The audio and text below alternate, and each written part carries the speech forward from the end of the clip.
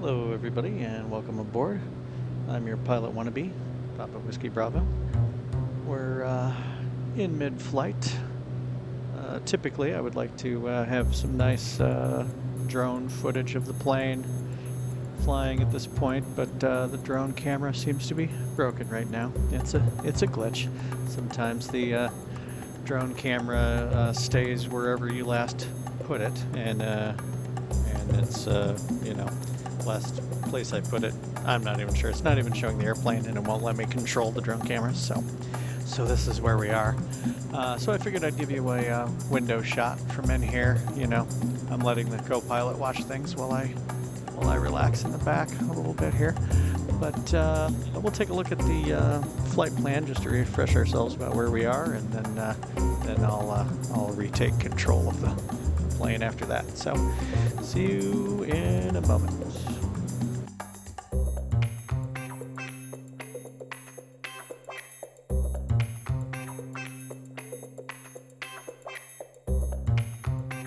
Back to Sky Vector. We've still got the icing showing here. I wonder if I shouldn't refresh this still, see if the icing has moved.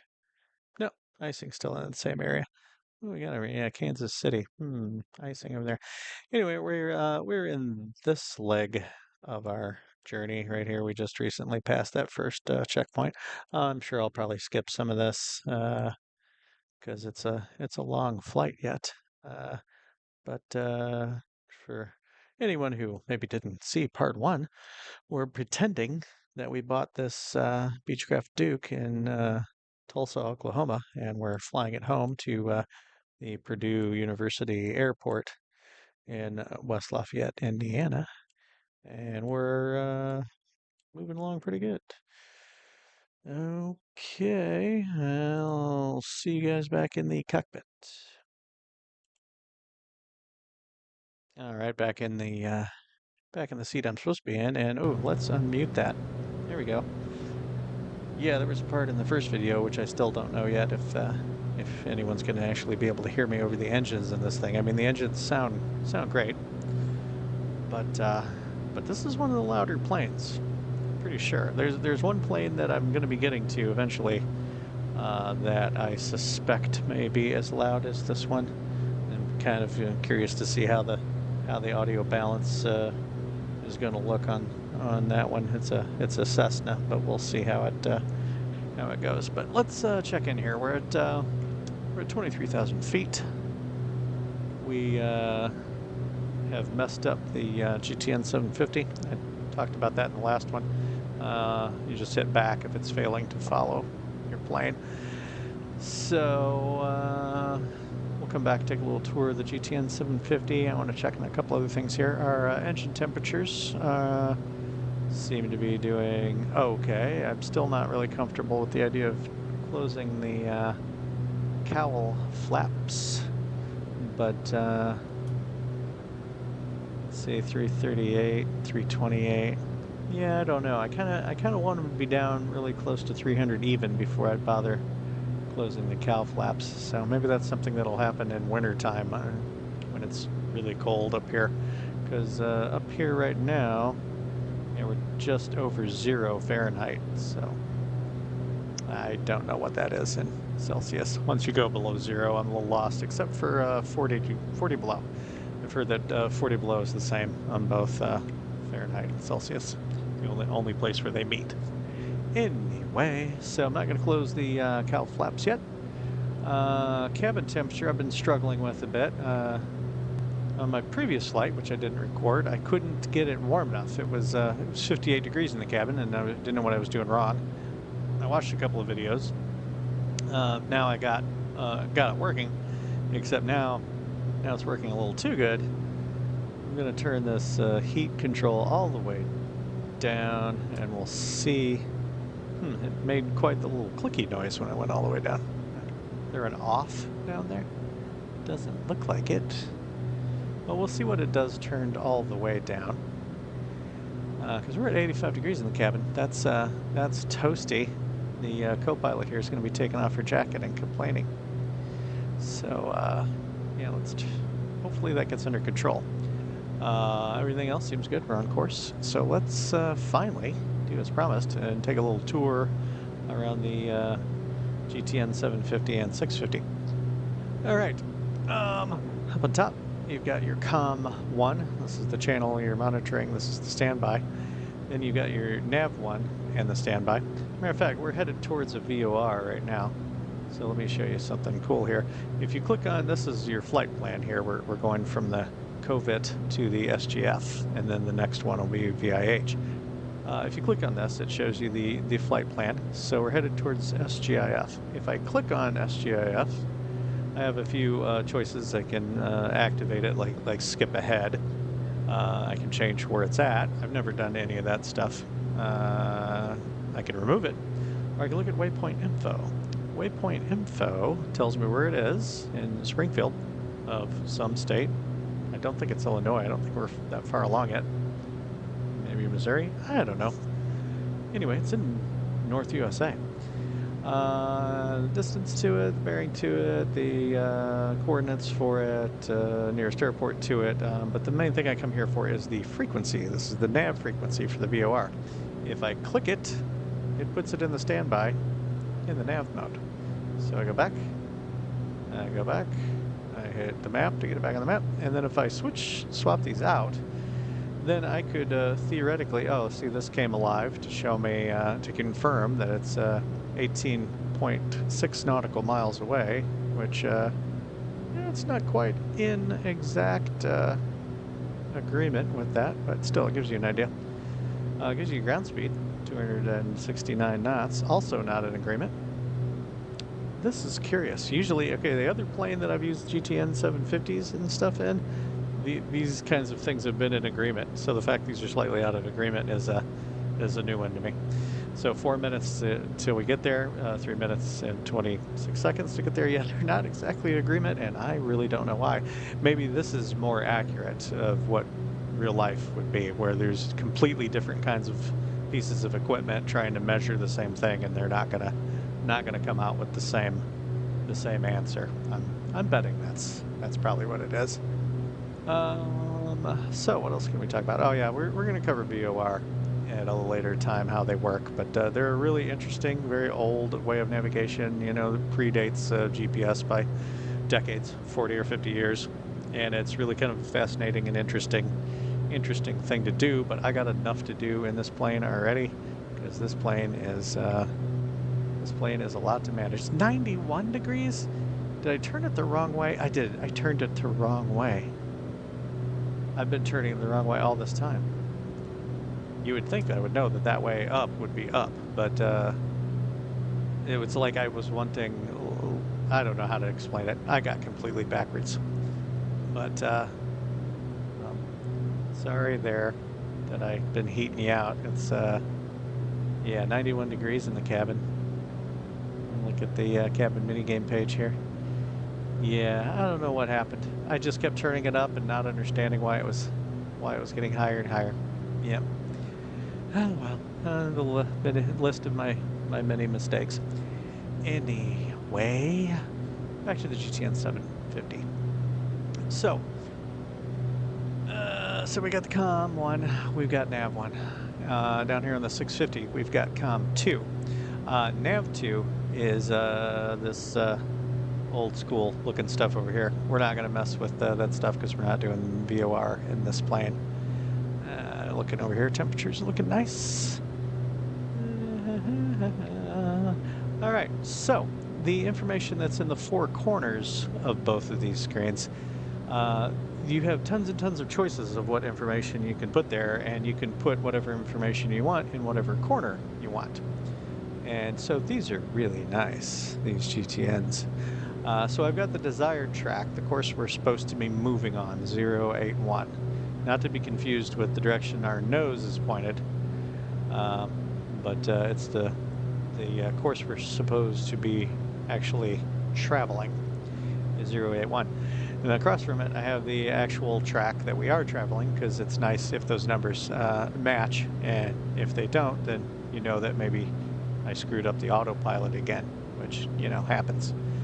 Okay, in the bottom corners of these, I've got the ground speed pulling 276 knots, which I don't know, that's pretty hot. It's like 320 miles an hour or something like that, or more, 330 miles an hour. Anyway, we're cooking.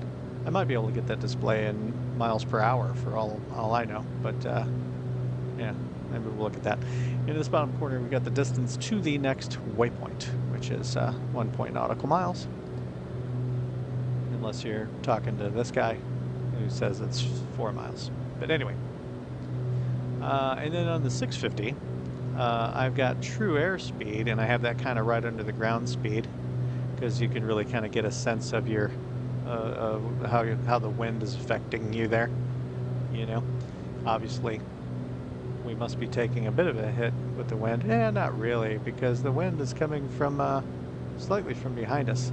So true airspeed and ground speed aren't necessarily going to coincide, but they should be kind of in the neighborhood.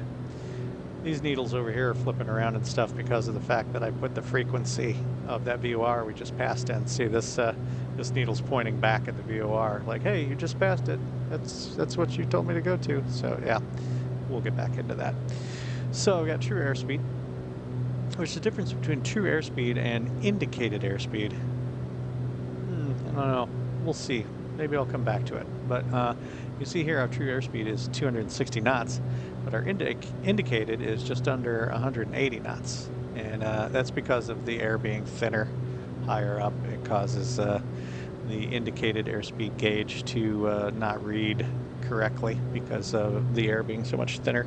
And that's a horrible oversimplification of why these don't agree. But you know, what do you expect from a pilot wannabe? Anyway, so then over here I've got the ETE to the next waypoint. That's estimated time en route to the next waypoint, which the next waypoint is what, VIH.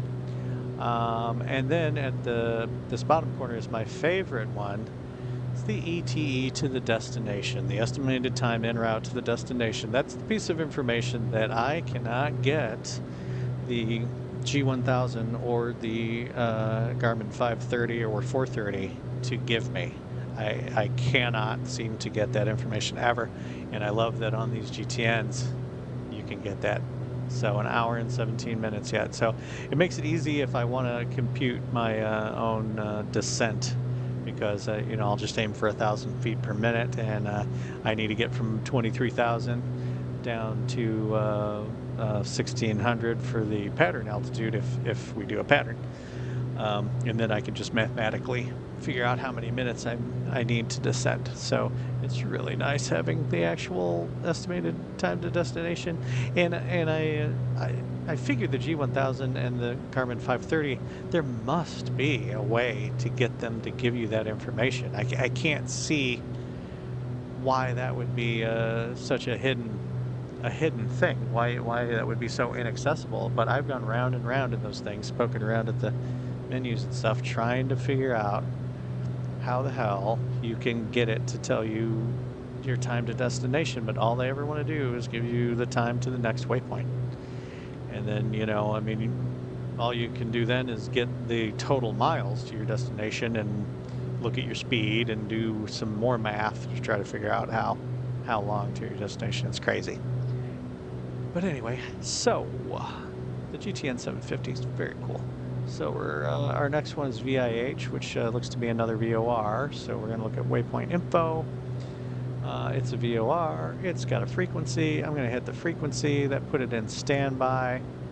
I'm going to hit the back and the back. One of these times I'm going to remember to just hit home up here, and it'll be one less button push.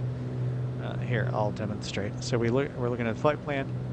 We're looking at the waypoint info. I want to get back to the map.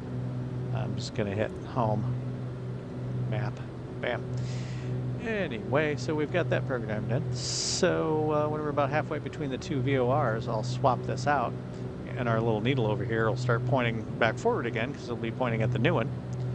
And VORs can do so much more than that. VORs aren't just having a needle point you towards it. There's other radio navigation that does that. You know, in NBDs or NDBs, I forget, non-directional, yeah, non-direction bearing. There's non-direction bearing beacons, and this needle is just treating the VOR like one of those non-direction bearing. It's just pointing at it, and if you want to get to that spot over the Earth, then you follow that needle until the needle goes cockamamie.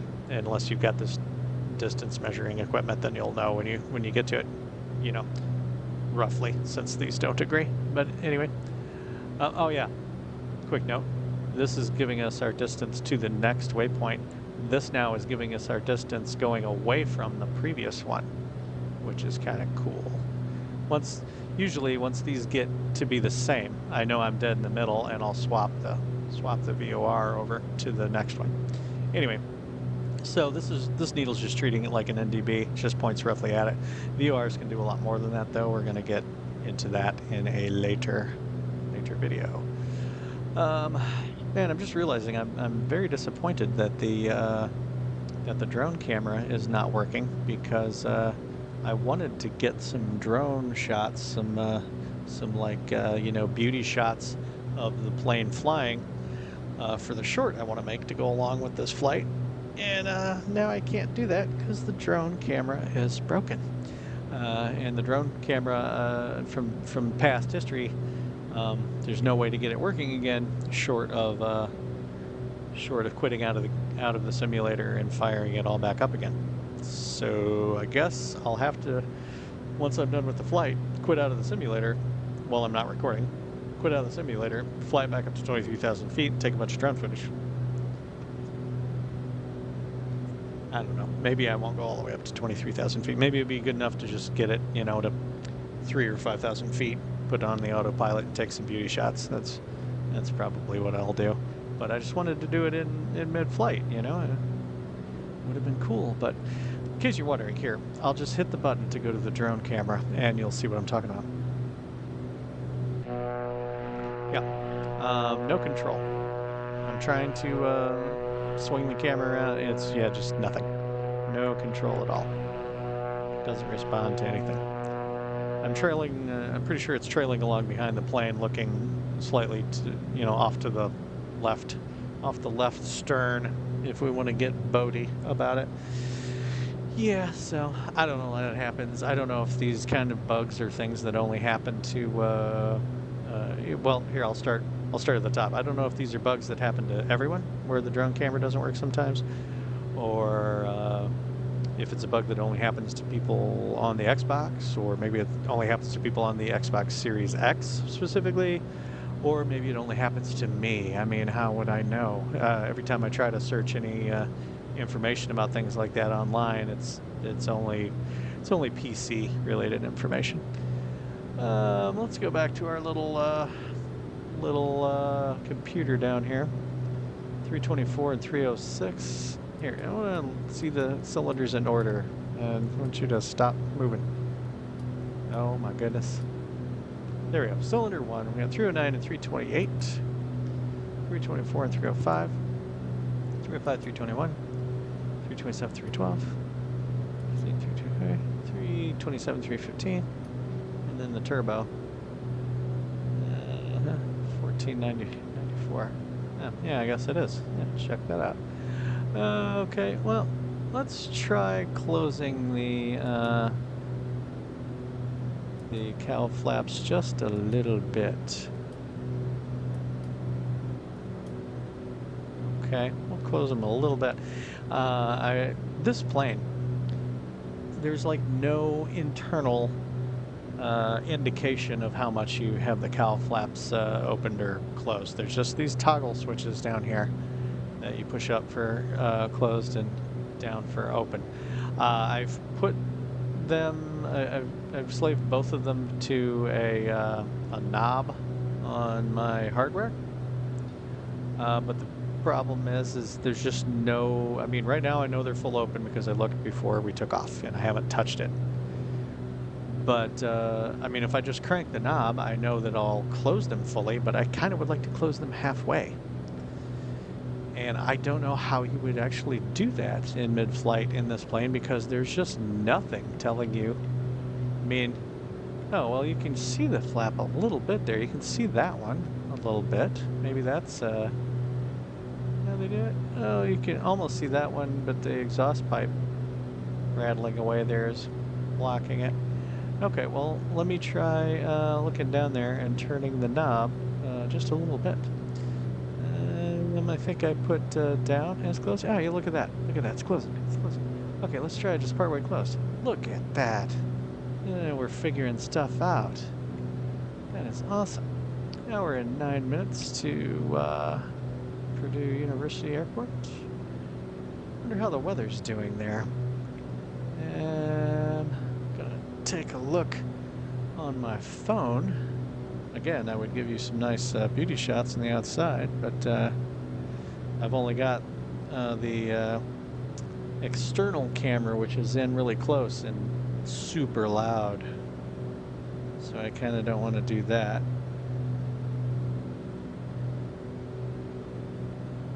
Let's see, wind is currently, I mean, it's an hour over an hour away, so the weather could be different. But right now, under 5 knots, variable.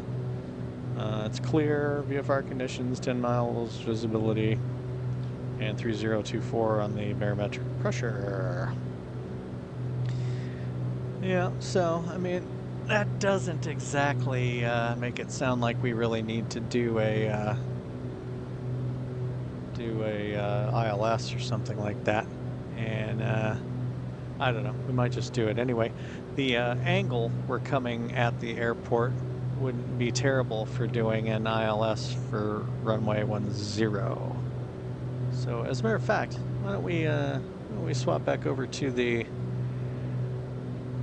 Sky Vector page, and we might as well take a look at that. I mean, you know, my first half of this flight created a video that was probably over an hour long. I might as well talk about something on this one. So, and we've talked about the GTN 750 a little bit. We might as well talk about instrument approaches, although I've never actually performed an instrument approach in this plane, so so that might be entertaining.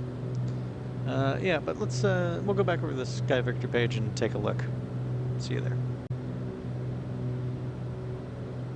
Back on Sky Vector, let's move over here to the airport. Yeah, actually the angle we're coming in at here, C066, wouldn't be bad for runway 23 either, although I don't believe there's an actual precision or RNAV approach or anything for 23. If I'm not mistaken. Yeah, that's right. There's an ILS for 10, which is the most precise. There's an RNAV for 10 also, and there's an RNAV for 28, but there's not anything for 23. I think this has instructions about if you really got to land on 23 and the ceiling is low and visibility's poor, you're supposed to like use the RNAV for 10 or something, and then make a turn and orbit around the airport a bit and try to land on there. But the visibility's good, so we might as well try the ILS for 10.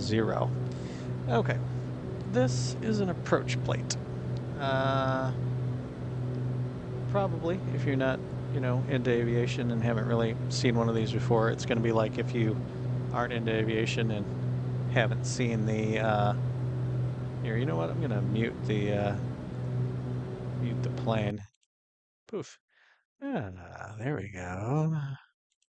Anyway, it's gonna be a lot like the first time probably looking at Sky Vector. This is just gonna kind of look like a mess. I wish there was a way to zoom it in. Let's see. Oh, no, that's not, that's for searching on the page. How do you zoom in? Oh, plus, check that out. Okay. Ooh. Oh my God, I'm making things happen. Okay, stop. All right, we'll just kind of start at the top. I don't know. I don't use every piece of information on here either. Like most things, it's my whole Swiss cheese knowledge of aviation. It's dense in parts and completely void in others. But here's, for an ILS, here's one of the most important things, the frequency.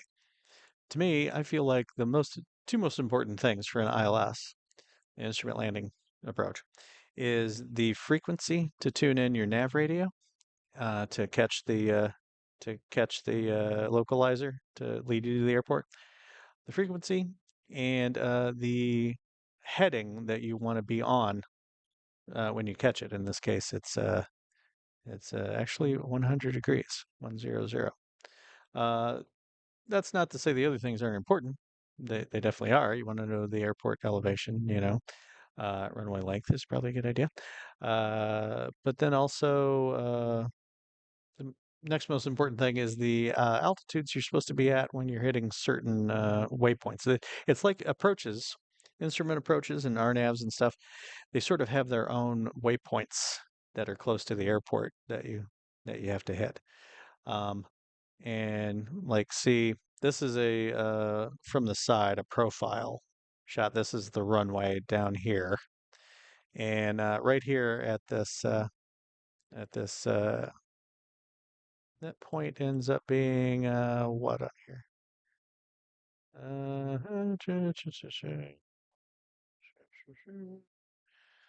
Anyway, oh my gosh. Yeah, I guess I haven't looked at the ILS for here in a while, but it'll make sense when we look at it on the GTN 750. We'll look at it on the GTN 750 when compared to this, and will make sense because here's the runway down here. Here's the airport. We're going to be coming from roughly this direction down here, and right now our GPS has us coming straight to the airport. But we're going to catch one of these. We're probably not going to do the Vegas, VAGES one, because that's slightly further north than we really need to go. We're going to see if we can catch this Earl. That's the one. I knew it had a different name. We're going to try to catch Earl a little closer if that's an option on the approach in the GTN 750. But we can't really, I mean, we could program it in, but we can't activate it yet because it'll do away with all of our other waypoints that we have on the way and try to take us to the first waypoint we want to go to right up close to the approach. So we've got 66 miles after the Champagne VOR that we can the pick the approach and get it done. So I'll switch back to the plane. Here we are. We'll take a quick look. A little hazy out there. Oh, I wish I could take some nice beauty shots of this thing. Anyway, let's check our cabin temperature real quick. 84. Oh my goodness. All right. Okay, let's bottom it out on this side. The heat. If this doesn't do it, if it's still staying warm, I'm going to try opening one of these little valves just part way and let some cold outside air in to straighten this out, because at this point we're probably sweating. It's ridiculous. Anyway, how's our engine temperatures doing? All right, they seem to come back up some, but they're not threatening, 400 again or anything like that. So 350, yeah, 350 seems to be the top. So, all right, we'll leave the cowl flaps where they're at for the moment. Oh, we're 3 minutes away from next waypoint. Oh, I never did switch. Here, watch. When I switch it, the needle over here will flip around. Bang. And there it goes. Now it's pointing to the next waypoint. Cool, huh?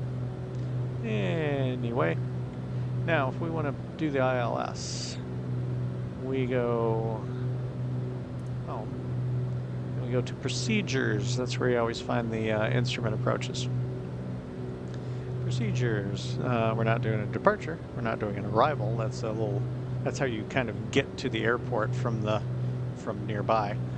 I haven't messed with those, and it's mainly big, airliners that do that stuff.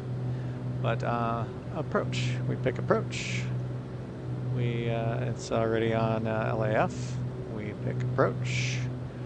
ILS for runway 10, and then this is the transition, or how you get onto the instrument approach.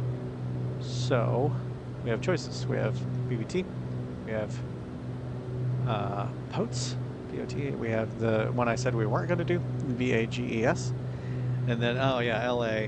Yeah, it was LA. I was thinking LA was too, wasn't right. I was thinking it was Earl, but it's LA is what I think we're gonna do, because that'll put us in close. It might try to make us do a procedure turn. Let's say, yeah, we hit LA, and then it would do a procedure turn, which is this big dotted line teardrop loop out here. And those aren't, you know, I used to kind of feel like, oh, what a big waste of time to be doing this big procedure turn, unless of course you're coming at the LA from an oblique angle, you know, or I guess it would be an acute angle. If you're coming at it, you know, shallow like we are, it's tempting to not bother with the procedure turn, and we might. We will have the option to delete it. We might do away with the procedure turn, but if it is genuinely bad weather, which I'm going to cancel this for now. If it's genuinely bad weather, and you really can't see the ground or anything when you're at those first initial stages of the approach, it doesn't hurt to have the procedure turn, because it gives you time to get the plane's speed and altitude under control, and maybe even get the landing gear out, you know, and all the lights on, and you know, to just really kind of prepare yourself. So, but we'll see. It's a clear day. We're just talking about doing an approach for fun. So,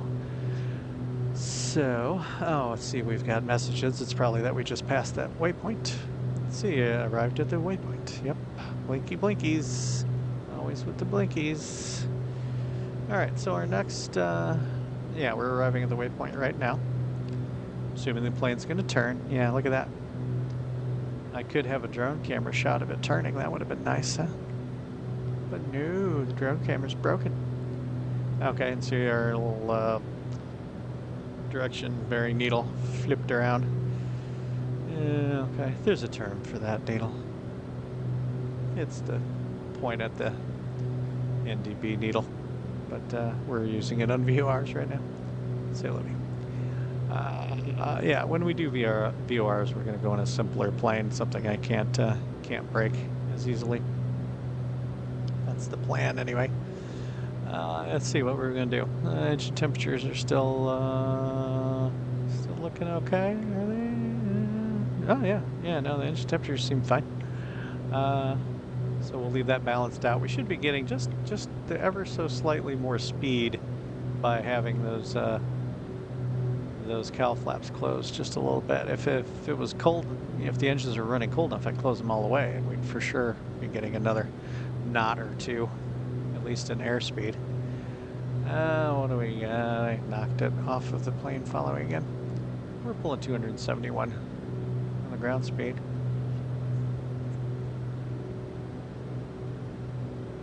What were we gonna do? Oh, I was gonna see if maybe we could get the ground speed in miles per hour.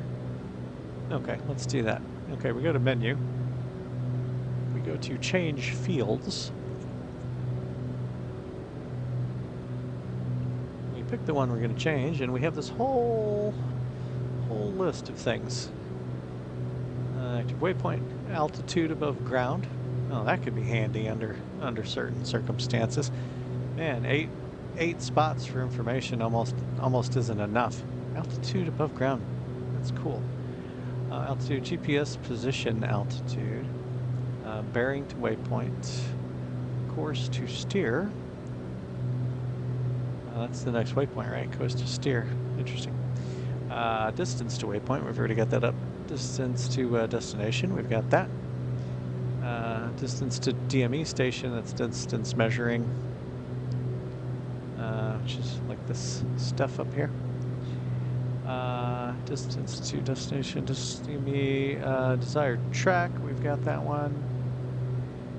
ETA, estimated time of arrival at waypoint. Instead of telling you how many minutes or whatever to the waypoint, it'll tell you what time you're going to get there. That's kind of pointless. ETA to destination, that's a little less pointless, but I'm still not as interested in the travel time. You know, I like the estimated time en route. And estimated time en route to next waypoint, estimated time en route to destination, which we have. Total fuel flow, where'd that go? Yeah, total fuel flow, that's kind of fun. This doodad will give us that if we if we flip the switch back the other way up here, actually fuel flow. Yeah, switch to fuel flow. Yeah, look at that, gallons per hour. We're doing 23, just over 23 gallons per hour in each engine, so 46 gallons per hour. Yeah, this thing's a hog. This thing sucks up some fuel.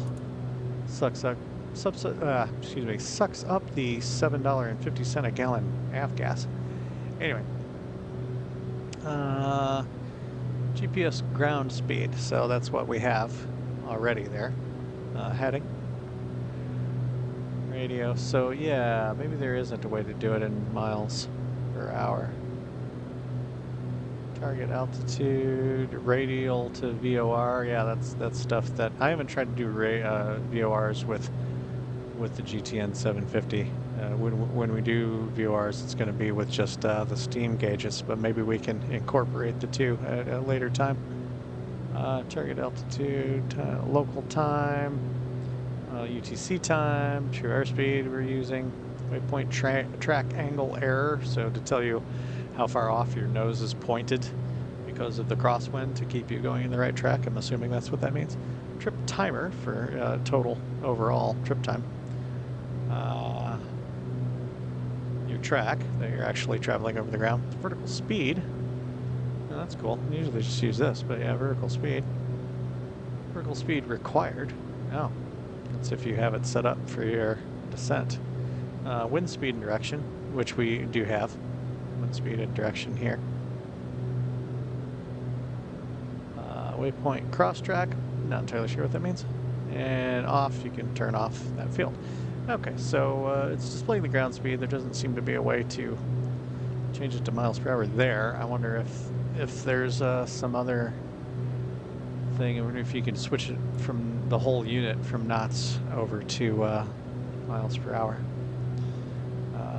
Setup. ComNav, license, options. Messaging system, airspace messages, direct to button in map. Disable quick sound, QWERTY keyboard, target altitude source autopilot, wind on ground, display GSI and map, allow, yep, not seeing anything. Oh, let's see, map VOR rings. Oh, that's kind of cool. Oh yeah, it's on. So yeah, push trip flight plan. That's interesting. Map icon propeller, optimize map frames per second. VFR on the transponder 1200, yeah. Fuel type avgas. Fuel unit scan. You can change the fuel units. Restart GPS. No way to change it to miles per hour. I was just curious. I wouldn't really want it on miles per hour anyway, but just wondered if there was a quick way to see what our actual miles per hour over the ground was. But there's always my smartphone. So why don't we do that? And then we'll probably skip ahead to the approach. But just real quick to get a sense of how fast we're going. 270 knots to miles per hour. 310. 310 miles an hour. It's a pretty good way to travel, I think. All right. Well, why don't we go ahead and pause the recording for now, and we'll catch back up when we're over here at the last waypoint, CMI, the Champagne VOR. Past that, I'll start the recording again, and we'll talk about doing the ILS approach. Sound like a plan? All right, see you then. We're back. I'm deciding to stretch my legs in the back again for a few minutes. I wonder what little town that is down there. Somewhere in Illinois, I imagine. You can see a little bit of a track over there. Interesting. Let's go back up front.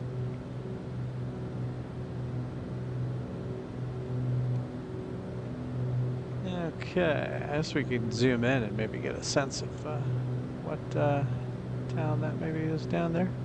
If it's got a little airport or airstrip or something, it should show up. That seems too far back. And that one seems too far over to be that little town, doesn't it?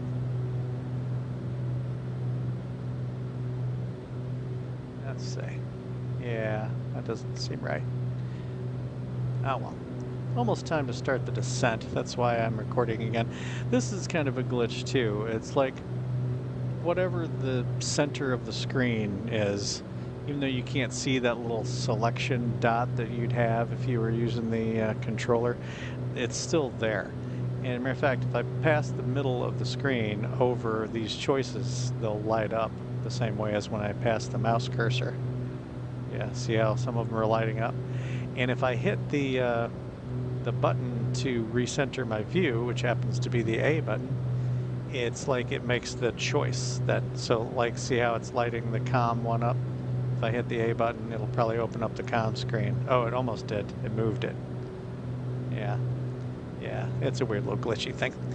Anyway, we need to start the descent here. I calculated out we need about 22 minutes of descent, which puts us descending with 2 waypoints still yet to go, and I wasn't going to actually program in the ILS approach for runway 10 until after that last waypoint, which is up here. So I'll probably start the descent to show that, and then we'll stop recording again and resume after that last waypoint when we actually put the ILS approach in. Okay, so to start the descent, we are going to, well, first of all, now that I'm thinking about it, since we're going to be doing an approach, I'm wrong about the descent. Yeah, I'm a little bit off in my calculation about the descent. Here, let's switch over to Sky Vector where we can look at the approach plate again. Okay, if we are hitting the ILS for 10 and we're going to hit LA as our first point, we basically need to be down to 2300. I was calculating down to 1600. Down to 1600 by here. We need to be down to 2300 by LA. It's probably going to work out about the same. Okay, let's switch back.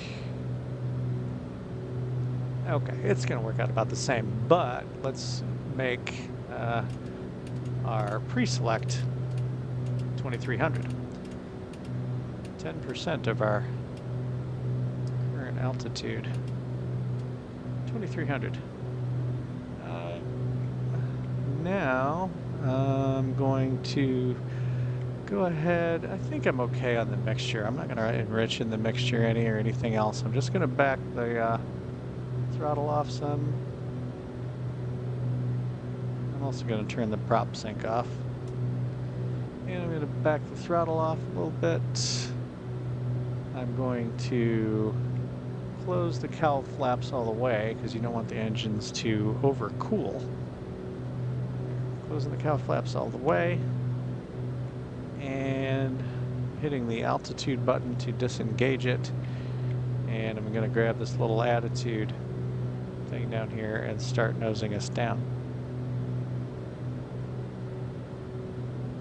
I want to shoot for about 1,000 feet per minute because we're still 24 minutes away. I don't want to go more than 1,000 feet per minute. Okay, which I just did. So give it one click back with the mouse scroll wheel.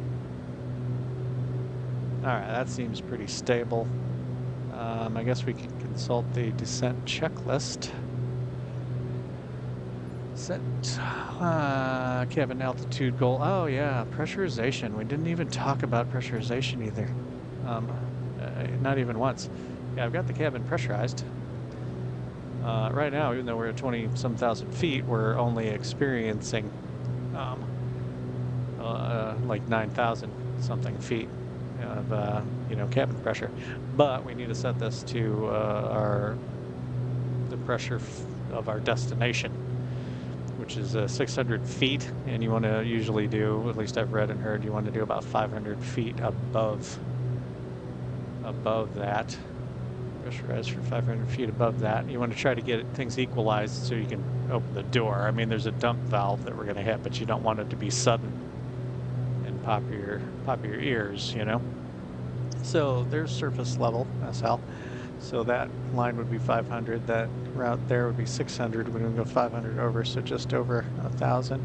About there, and you can see the cabin altitude is descending. This is the cabin altitude. So the pressure is increasing in the cabin to make us ready to get out of the plane when we get down to the ground. Okay. Just another notch forward, nose down on the attitude. Back to the descent checklist. Cabin altitude goal, cowl flaps closed, did that. Throttle reduced, mixture enriching. It's probably all right where it's at now. It's rich of peak anyway. Engine performance monitor, cylinder head temp, 125 degrees Celsius minimum. We are well above that. We're at like 175 or 180. Ice protection as required. Okay, all well and good. All right, I'll go ahead and pause the recording again until we pass CMI and plug in the approach. See you in a few. Okay, folks, we're about 1 minute, well, a little less than 1 minute away from our last waypoint. CMI VOR. And we're still descending. We're down to 14,300. I have plugged in what my phone tells me is the local barometric pressure for Purdue University Airport. Plug that into both altimeters once I got below 18,000 feet. What else have we done? We enriching the fixture a smidge. We backed the throttles off a smidge. We've been fighting with the cabin temperature mini game. It was 91 degrees again. I opened up these valves to let cold air in. Yeah, it's crazy. It's really something. This plane is complicated. We're gonna go ahead and shut off the weather radar because there's not gonna be anything to see on that. See, we're down to 75 degrees in the cabin. We're about to hit the last waypoint, and then I'll bring up the approach page again. Oh, see, look, it did it again where the center of my screen was over this, so it made a choice. The only way I guess I could fix that is if I just don't use the A button to make any, to correct my camera. I wonder if I use the button on my joystick, or not joystick, the button on my yoke. Yeah, okay, the center of the screen's got to be in there right now. And if I hit A on the controller, it makes things happen on the screen. But, which by the way, we're making the turn very nicely. Put the center of it in there, and if I hit the button on the yoke to recenter, yeah, it doesn't do it. So it's a stupid A button. There's just no way to unbind the A button as making a choice on the screen. So annoying. I guess I should double check and make sure that there's not conflicting bindings on there. Anyway, yeah, a little hazy down there, but yeah, we probably aren't going to really need the ILS, but we're going to do it anyway. So we go to home, we go to procedures, we go to approach, we go to KLAF, we go to approach, we go to approach for ILS runway 10, and the transition we want is LA. We want transition. LS, LA. Load, approach, and activate. You can just load it, or you can load it and activate it where, since we're on nav mode, it'll take us to it. We're gonna load and activate. Now, see, we're turning slightly because now this white course is what we were on. Now we're on this course to do the ILS approach.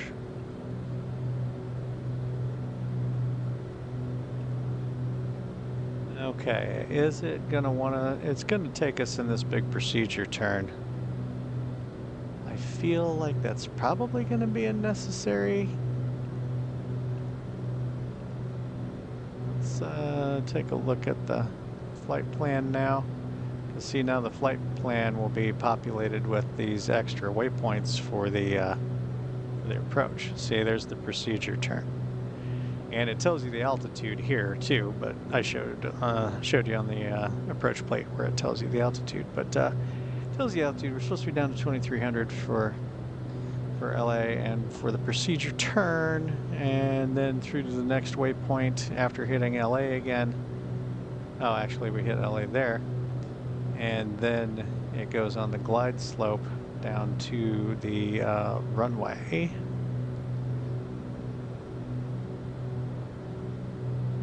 Was should be here, and then this additional stuff is for if we have to do a go around, a missed approach. Then we there's a, well, I can show you on the let me make sure everything's running along smoothly here. How's my engine temperatures? Up a little, not bad. I'm still descending, still at 12,000 feet. What's the cabin temperature now? 73 degrees, that'll do. All right, let's go back over and look at the approach plate again. Whoops, never mind. Now we're getting the weather. 3022, yeah. Wind calm, so it doesn't matter where we come in. All right. That's all we needed to know. Okay, now we'll go back and look at the approach plate. Okay. Yeah, if we missed approach, you climb to 1,600 and then a climbing left turn to 2,400 feet on heading 360 and intercept the BVT VOR, and you go into a holding pattern around that while you decide what to do, whether to try it again or go to a different airport with better weather conditions or whatever. While we're here, I also want to point out down here is where you find the minimums. Since we're coming on the localizer, I read that as being our minimum is 500 feet AGL. And we'll go back to the plane and I'll show you why that matters. Or not why it matters, but what we're doing with it. What we're doing with that piece of information.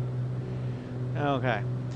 So this one's got a radar altimeter, which is using radar to measure its altitude above the ground. So you set this to that minimum of 500 feet, and you should get some sort of an alarm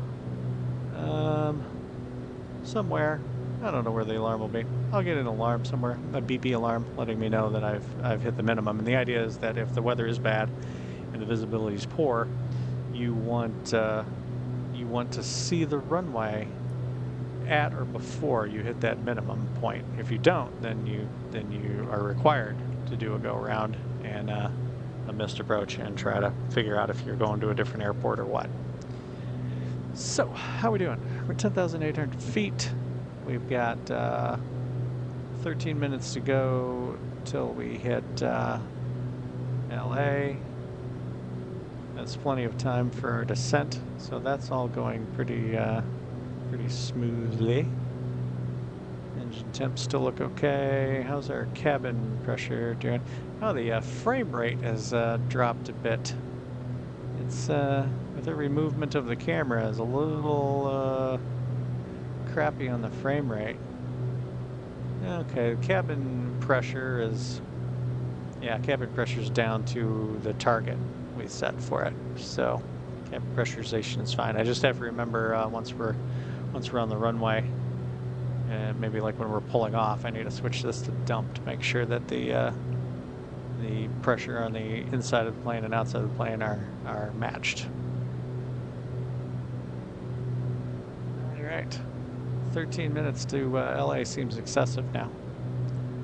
Yeah, I'm not liking this frame rate issue.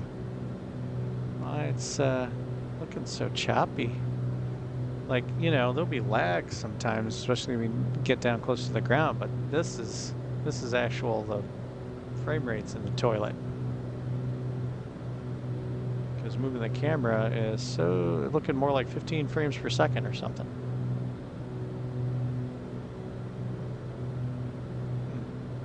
Is it just happening on camera movement? Yeah, I guess that looks like slow frame rate also. Interesting. I don't like it. I don't like it at all. Let's look at the checklist real quick. Make sure there's not something else I could be doing. Let's see, we already did the descent checklist. We got the goal altitude and the pressurization. We got the cowl flaps closed. We've reduced the throttle. All we're going to reduce it. I'm comfortable with the speed, with our airspeed and our descent speed currently. The mixture has been enriched into some. When we get down, when we hit 2,300 feet, I'll probably go full rich. I'm not going to push the throttles forward though up to the top of the green until we are pointed at the runway for sure. Cylinder temperature, ice protection, yeah, none of that. Okay, let's look at the approach. Seatbelt secure, of course. Cabin altitude, differential climb, yeah, that's already good. Fuel selectors are on, haven't messed with those in a while. Fuel balance, let's see. Kind of hate to move the camera, I'll just make the yoke disappear. Yeah, fuel is balanced according to those gauges.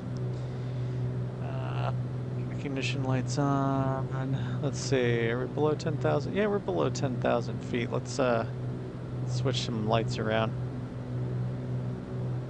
Let's go to beacon and recognition. I don't honestly know where the landing lights are in this plane. They might be on the landing gear. I'm sure the taxi lights are what's on the landing gear. Let's go ahead and turn the landing lights on. It's just be one less thing. No, they won't come on. Oh, that's wing ice. I wasn't looking at the right thing. Landing lights. I was looking at the wrong thing. Yeah. Turn on the landing lights. We won't have to think about that. Pitot heat on if the OAT is less than 4 degrees Celsius. Oh, this frame rate is terrible. Okay, well, we're significantly higher now, so let's turn some of the heat off. Let's feel the left and right fuel vent heat off. I'll look up what that means sometimes. And we'll turn off the stall heat and pitot heat. That'll be just a couple more things we don't need to worry about. Yeah, we don't have any other heats on. We'll open the cowl flaps when we get down to 2,300. Mixture max. Flaps approach. Landing. You make sure that the cabin differential is 0. Which, what is it right now? It's still a little bit, it's on the tablet here. This is the differential between the cabin temperature, or not temperature, cabin pressure is the person, airplane is up there. So need to make sure those are even. Boost pumps on, the approach, prop sync off, we already turned that off. Propellers high RPM, I talked about that. Mixtures max, talked about that. Flaps is required, landing gear down. Always a good idea to put the landing gear down before landing. Landing wings on, already did it. Autopilot disconnect, we'll be doing that later. Then that's the go around, but we'll mess with that another time. Okay, it is a little hazy down here. Strangely. Man, what is with the frame rate? Why is the frame rate in the toilet? It's been so smooth up till now. I should make sure that I have my, because I sped up the, I fast forwarded the simulation a little bit while I wasn't recording. I'm starting to wonder if I don't have it on the right time. Let's see. I'll do a little test here. It almost looks a little slow. Like I may have accidentally run the simulation speed low.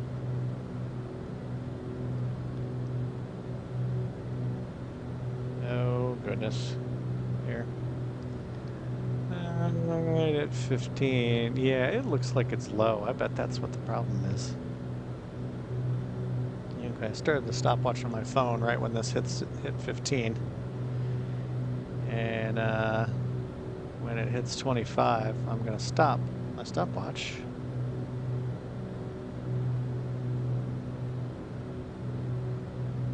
I came up with 19 seconds. I don't know, 19.48 seconds. It's pretty close.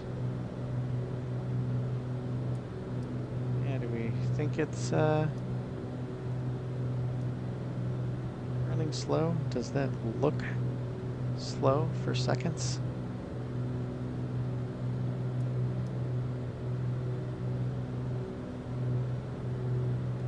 I should have paused the recording for doing this, but I don't know. I'm trying to share everything I'm doing here.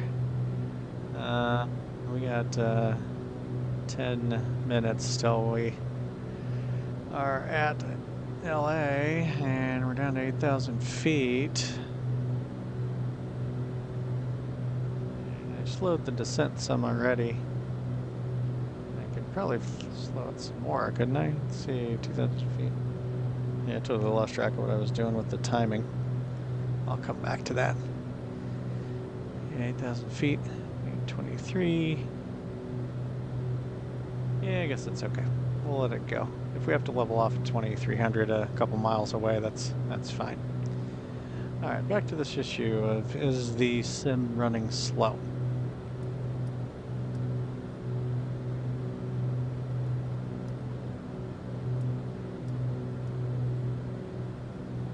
Okay, so this is how you started, right? Okay, I'm going to start the timer on my stopwatch on my phone at the same time.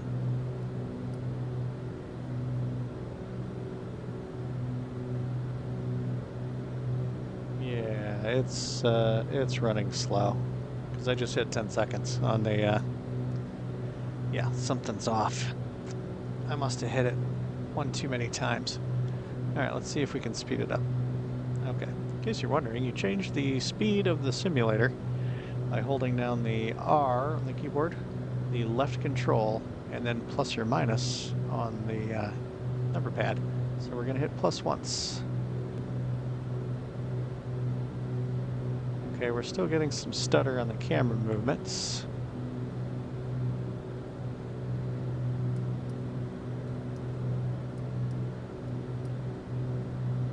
Alright, let's try the stopwatch test again, and here we go.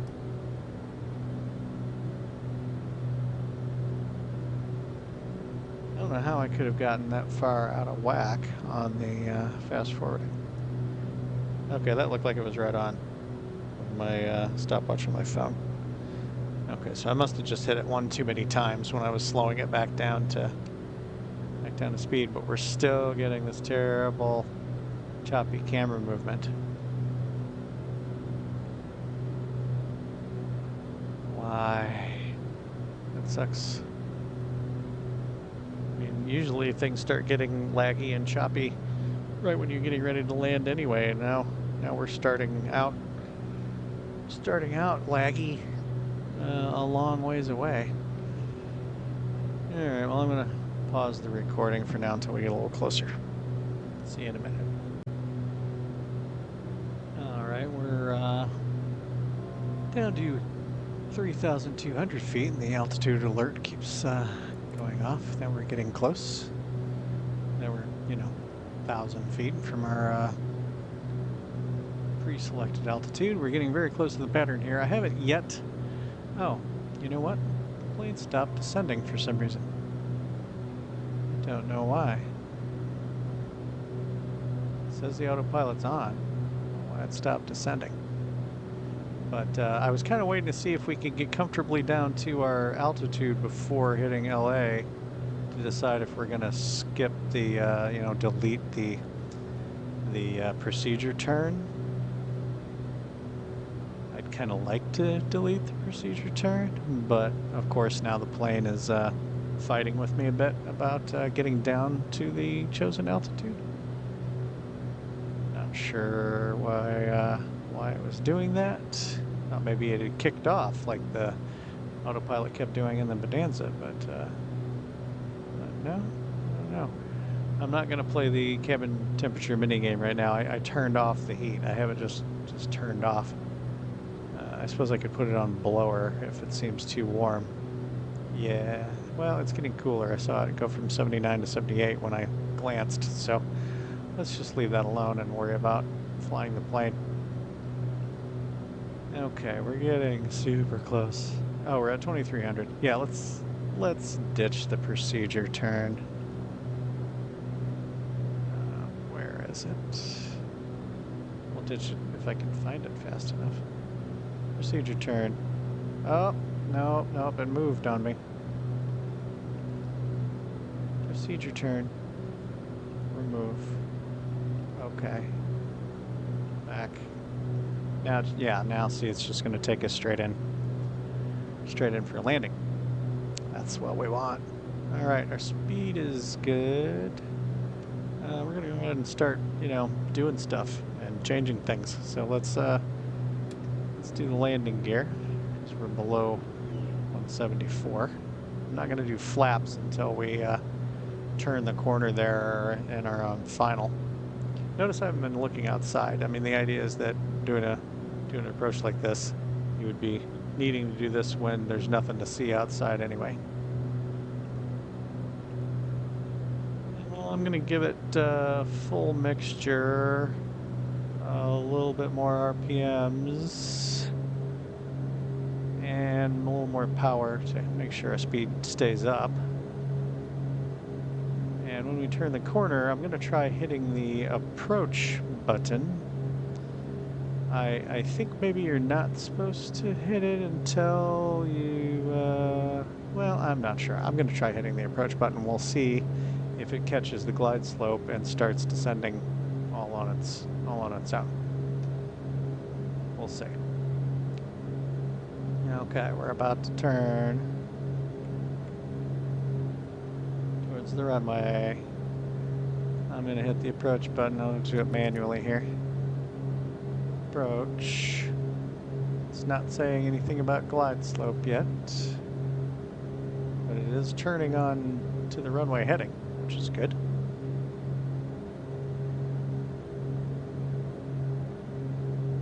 Can I hit glide slope manually? I hit it, but nothing happened. Yeah, it overshot the runway heading just a little bit. As you can see, it's lining us up with the runway. Fortunately, it's not descending us to the runway. So we're going to just disable the autopilot ourselves and start descending on our own. I'm doing one notch of flap, turning on the fuel pumps. Whoa, easy now. So you already got the climate control system turned off. Putting the props all the way to the top of the green. I'm not going full forward with them, but top of the green. And backing the power off because we're coming in high and fast. I know that's normal for me, but we are super high and fast now. Pulling the throttle back quite a bit, and I'm going full flaps. See if we can save this landing and not do a go around. See, was there something else I was supposed to do? Can't really look around now to check the pressurization. We'll double check that when we roll off the runway. Oh, coming in so steep. At least I'm not way off course. Of course, this time I cheated and used an ILS to get me lined up with the runway perfectly. So it kind of doesn't count.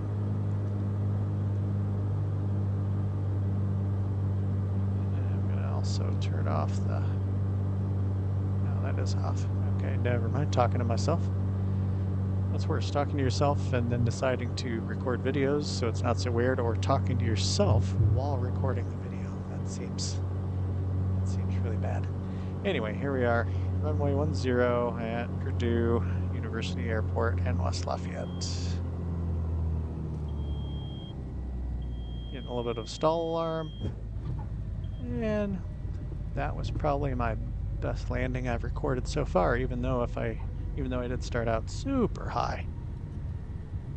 All right, putting the flaps up, pulling the mixtures back about halfway to lean them for taxiing.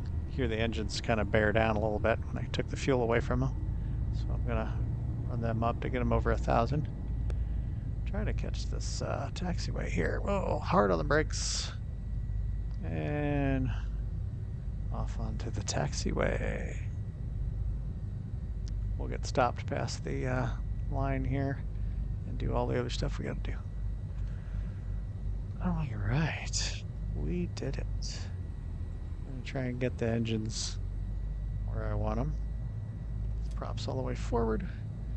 All right, we're gonna turn off the fuel pumps. We already turned off all the heat. How's the cabin pressurization doing? Cabin temperature is fairly miserable, but the pressurization has equalized. So we're gonna flip this onto blower just to get some air circulating, and we're gonna dump the pressure.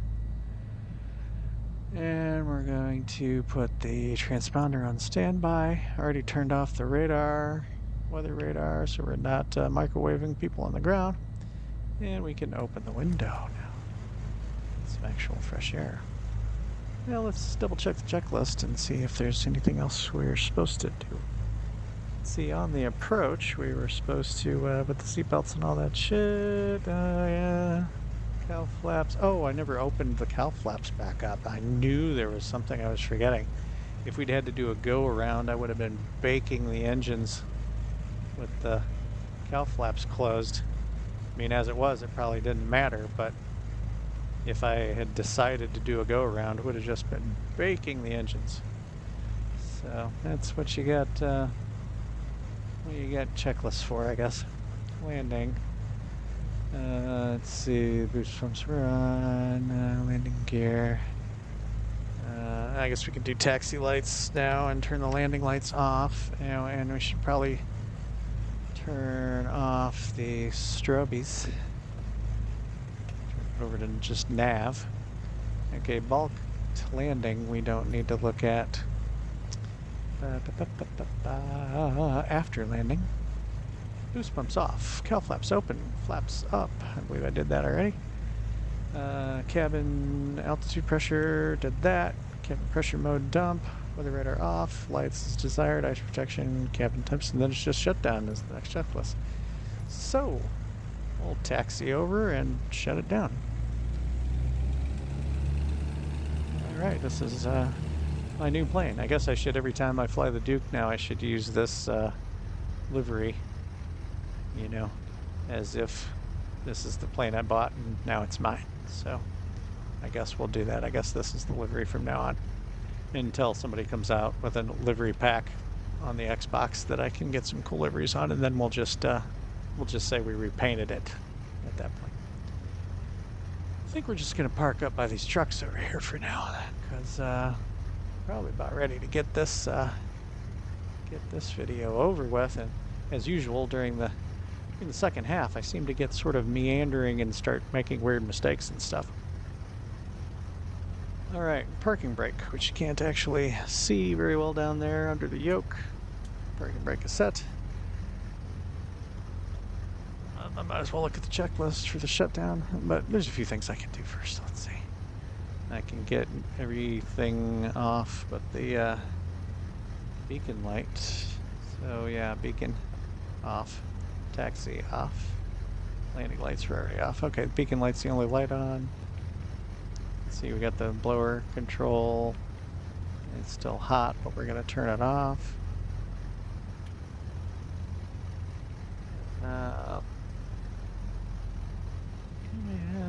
Let's look at the shutdown checklist. I don't need to clear out the flight plan because it seems to clear out all on its own. There Sure wish your checklist stayed where you left it. Shutdown and securing. Bring back set. Avionics switches off. Okay, so we're gonna kill the inverter and the avionics. Boost pumps are already off. All electrical switches off, well, except for the light. So I think we've got that covered. Throttles totally closed. Propellers totally RPM check. Mixture cut off. There we go. Mixture cut off. Oh, it took us out of the checklist and back in again. Mixture off. Magnetos off. Generators off. Gotta switch for that. Brake release. Oh, well, you want to put in the what you call it first. Control locks install. Okay, so we'll hop on here and pretend somebody else opened the door for us. Keep hitting all the wrong stuff here. Is it in payload? Cabin door. Cabin door is open. Wheel chocks put in place. Parking brake released. All right. Then we'll put on the pitot covers, the engine covers, and call it good. We'll put the tablet away. That tablet doesn't die. Some planes, the tablet runs out of battery power and dies, which is kind of an interesting thing. Oh, I was going to walk around outside the plane, but I can't because the stupid drone camera's broken. See, here's the drone camera. That's worthless. So I guess we'll just do the external camera. That's not as much fun as Microsoft Walking Simulator. We can zoom in a tad. I also heard that when you are parking the plane in real life, you should close the cowl flaps because otherwise birds will make nests in there. Fun. Anyway, so there's the new plane in our the first of the series that I have yet to really figure out the name of. Because if I make it, I bought a plane, then it's going to get grouped in with a bunch of real pilots buying real planes on YouTube, and there's a few of those. So virtual plane buy, I don't know. You guys will find out what the title is because you'll see it on the video. I'll work it out. So we went over some stuff on the GTN 750, and we did in the first half a lot of stuff concerning SkyVector and flight planning, and then we hit SkyVector again for the ILS approach.